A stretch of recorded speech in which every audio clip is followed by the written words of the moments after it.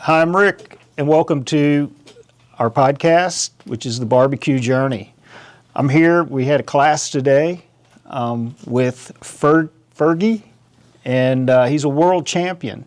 I'm also here with Mountain of the Hog Fathers, and Chad.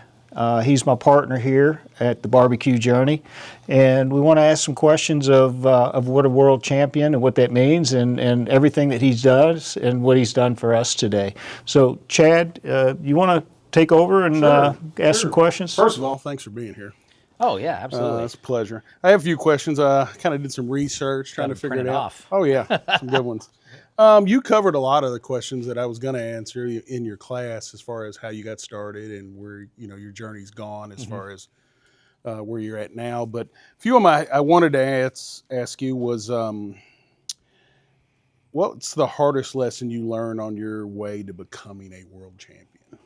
Oh, that my pockets are lighter. I tell you, and I told the class this, competition barbecue is not for the faint of heart, and it's not for, people can do it for fun, and that's great. But you're going to spend money, you know what I mean? And when you're spending money and I call it an investment. And so you're investing a lot of dollars into this sport, and a lot of times there's not a lot coming back to you, you could spend $300 on a brisket and win $200. That's kind of how comp barbecue is. So my point of saying all that is you got to be able to take those little lumps as you go, and to get to those bigger steps and those bigger wins. And in this world, those bigger wins can transfer into, more rub sales, more class seats sold, just more opportunities as your success continues to grow. So I think if you're willing to kind of take it on the chin for a little while until you can, be successful and it's like anything else. I think I've had a lot of friends that were basketball coaches, whether in high school and college, and they spent a lot of time being that grunt, right? And because they wanted to eventually become a Division I head basketball coach or whatever sport it is, but they paid the price, paid those dues to get to that level. So that was a long-winded answer. But No, that's a good answer. Hey, Mountain, you guys with the Hog Fathers. So Mountain's with the Hog Fathers. They're a competition team here locally in Louisville, and they're going regionally right now. You can probably relate to how you guys are getting started in scaling this up on your side. Yeah, when we started, we just started in the backyard like everybody else. And we've got a big family, and we cooked, and one day Scott and I, my brother-in-law, says, hey, we ought to do a competition. So we did some backyard competitions, won a little bit, and now we're in the master level, right? The pros.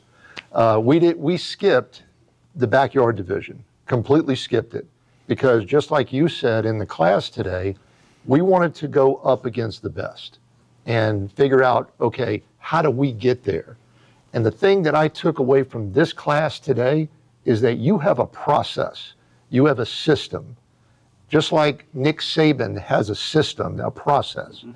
Can you speak to that a little bit? Yeah, it's we keep doing analogies with coaches, and I was a coach for 18 years, so I was a teacher for 21 years and a coach for 18. And I think when you're in those positions, you develop systems. So as a college wrestling coach, I had a system that I ran, and it was good enough to win a national championship. And it's just like anything else. I transfer that thought process into barbecue. And when you get into barbecue, there's things you have to do to be successful, and you got to run it all the time and be consistent. Like anything else, if you want to win, the challenge is being consistent and not straying away from that process that you're talking about. And I think that's anybody that's successful in barbecue has that. And if you had somebody else sitting here that's very successful or won a world championship, they're going to probably say the same answer.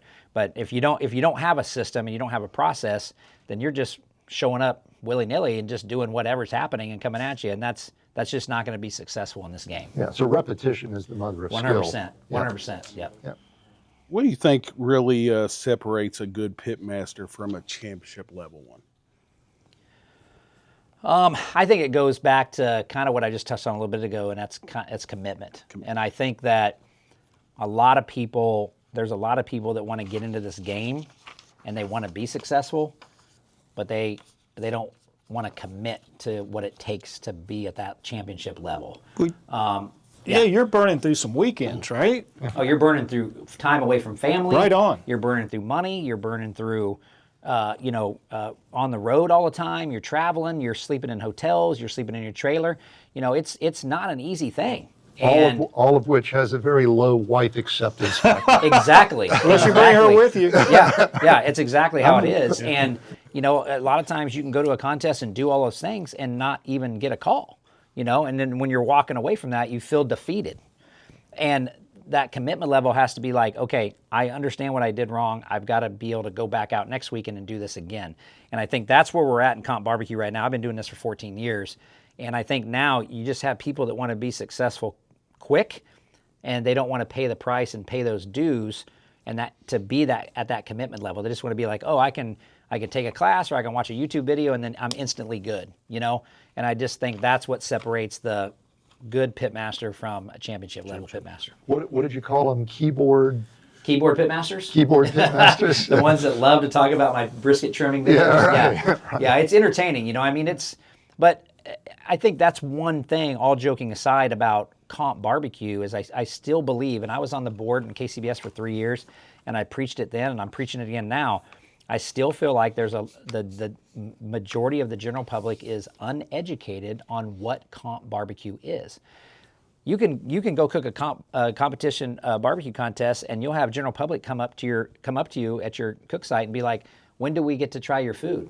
They don't understand that's not what's happening. Yeah. It still happens to this day. It happened my first time I did a contest, and it still happens to this day. Oh, wow. And I feel like that's a slip on our part as a barbecue soldier or somebody that promotes the sport of barbecue or KCBS or whatever, is that we got to let more people know what this actually is. You know what I mean? Because I think it's a great thing. It's an awesome thing. It's fun. It's challenging. It's hearing your name called is like a feeling like no other. But the general public doesn't even know what it is. So I got a question. Let me follow up with that. I've watched the barbecue pitmasters on TV. How much of what's on TV is reality to what goes on in a competition? Well, you're in luck, because I was on that show. And I was a fan of that show as well. And when I got on that show, I learned real quick how the behind the scenes thing is. What you see on TV is not a lot what is really happening. So like on Pitmasters, for example, you got a cooler sitting in front of you, and judges are like, open up your coolers to see what you got. Well, we did 2 meats. We did a prime rib, and we did a whole chicken, but we got to see the prime rib the night before. Okay, but then when we shot it, so we got to start cooking it and prepping it. But the way you watched it on TV is after we just opened it up and went right to cooking it. The chicken we did that. We opened it up and we didn't see the chicken till then. But the 8-hour cook and all that stuff, it's all part of the show. And there's a lot of banter behind the scenes and stuff that they get on camera they don't necessarily air, which, there's our episode, there was some pretty fun stuff going on, but they didn't show it, which I was kind of bummed out about. But I think those shows are great for barbecue. All the shows that I've done, Barbecue Pitmasters, Chopped on Food Network, Barbecue USA, all that promotes barbecue. Whether it's a comp barbecue or just cooking at your home in your backyard. We want more people gathering around a fire and a grill cooking, because that's what barbecue does. What we're doing right now. Absolutely. Yeah, buddy. It brings us together. Yep. You got another one, Chad? I have one more. Okay. So I feel, with your accolades and where you're at, and I feel like, me personally, feel like you're top of the food chain. You've won some world championships. Do you have something that still pushes you and drives you to be better, more awards, more recognition, your rubs? I mean, there still has to be a passion that drives you. Well, I think like anything I've done in my life, whether it was coaching wrestling or being a teacher or whatever, I always want to be the best at what I do. And when you're a wrestler, I would always visualize my opponents sitting on the couch while I'm running. You know what I mean? I would visualize them doing nothing, and I'm working harder. And I would just keep telling myself, nobody can outwork me. And so I think that's one thing that really drives me is work ethic. Being a wrestler and growing up that way, I just grew up in a blue-collar family, and you didn't get anything done without hard work. And so barbecue's no different than that.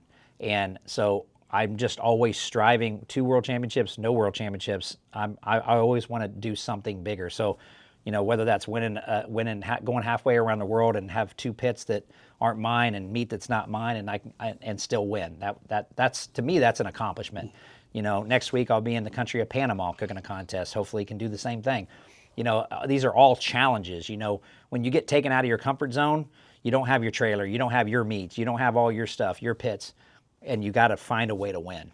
I think to me that's now that's kind of where my head goes, and just building my brand, because eventually, I'm getting old, so I'm not going to be able to do this forever. I want to be able to build a brand up that's a sustainable business that maybe my kids can take over, and it can live on even after I'm gone. So that's and being a teacher, there's something, there's a passion for having other people succeed through your education.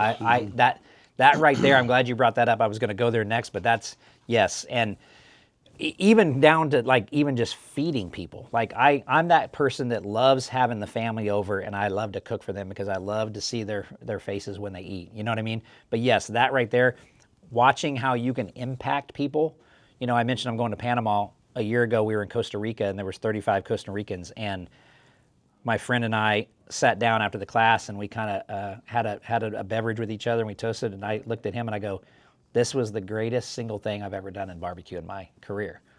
I just taught a class in front of 35 people in a third world country, and they treated us like we were movie stars. You know what I mean? That's how awesome. That's how important barbecue is to them. Yeah. And it's going to be the same thing next weekend. And that's just, you're having an impact on people halfway around the world. Means a lot. Yeah. And I like what you said about being an educator and getting your message out to people and watching them succeed. Yes. Because I was an educator as well at the university level, and my students, it was always fulfilling to see them succeed. Yeah. It's a great feeling. Yeah. Well, Richard, Chad, Mountain, thank you all for this today. Yes. I'm Thank Rick. you for having me. You're quite welcome. Yeah, it was man. awesome. It was awesome having Great you time. here. And I'm Rick, and here for the BBQ Journey, and thanks for joining us.